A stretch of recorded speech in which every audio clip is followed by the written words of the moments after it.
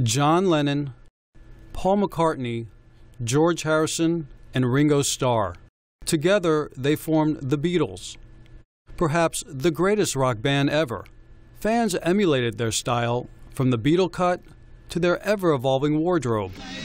But it was their music that would capture a generation around the world. The Beatles would help shape the decade of the 60s like no other band before them, and possibly since they arrived on the worldwide stage some 50 years ago in late 1963.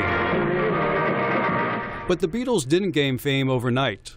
In fact, they endured numerous rejections before they broke through. Several British labels were involved in the process of the Beatles' manager Brian Epstein going to them with this tape that he had. He had a demonstration tape, principally that was done at Decca. The British Decca studios were very important in those days. They were major studios. They obviously rejected them, but Brian Epstein was known to have hawked the tape around most of the major labels to no avail, really. The Beatles persevered and would eventually be signed to EMI Studios' Parlophone record label in May of 1962. They created a small ripple with their first single release that October. Love Me Do was not a major hit initially, but their next single was.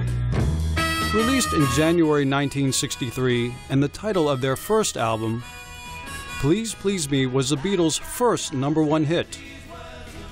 In autumn of that same year, following performances at the London Palladium and then later at the Royal Command Performance, a full-blown virus would break out. In this case, it was Beatlemania that would infect millions. But while millions across Europe were under the spell of the Beatles, it would take a little longer before the band would encounter success across the Atlantic. Capitol Records, which was actually owned by EMI, rejected the Beatles' music in the beginning. The deal that Capitol had with EMI was that they had first refusal on stuff. They didn't have to take what EMI suggested, because Capitol would say, and rightly so, well, we know the American market better than you do, and in actual fact, you know, all our groups or our artists are doing much better in the UK than your own groups. But it was only a matter of time. And when I Want to Hold Your Hand reached the airwaves in late December 1963, the Beatles were on their way to conquering the U.S. Larry Kane was the only American reporter to cover the Beatles tour across North America from 1964 to 65. He describes the hysteria he encountered. The crowds came very early, and depending upon the crowd, the average crowd was about 18,000 people outside of Shea Stadium. When they came early, they came very, very pumped up. At that time, a lot of the girls would try, for example, in Shea Stadium or in the Coliseum in Washington or in the Dallas Arena or in the Chicago Amphitheater, they would try to get to the stage.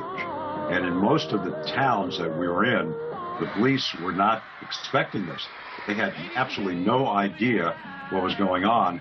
And so basically, when you looked at the situation in, let's say, Chicago, the police maybe have put 50 people there or 100 people there, and all of a sudden this crowd of 18,000 people would descend upon the stage, and pandemonium would result.